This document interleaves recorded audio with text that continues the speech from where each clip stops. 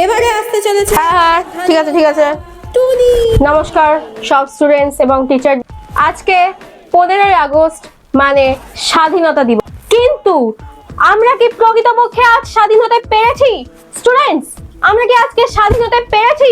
আমরা স্টুডেন্টসরা কোনোদিনই স্বাধীন হতে পারিনি।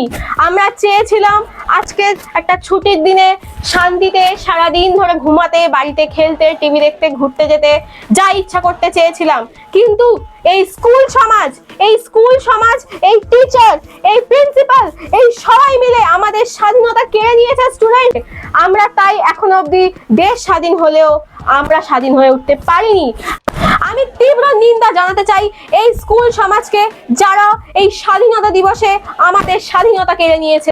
আমরা আন্দোলন করব।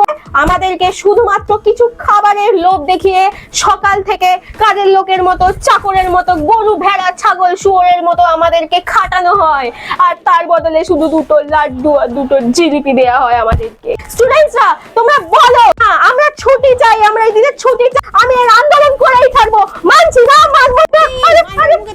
লাড্ডু বুঝে দিয়ে স্টেজ থেকে নামা।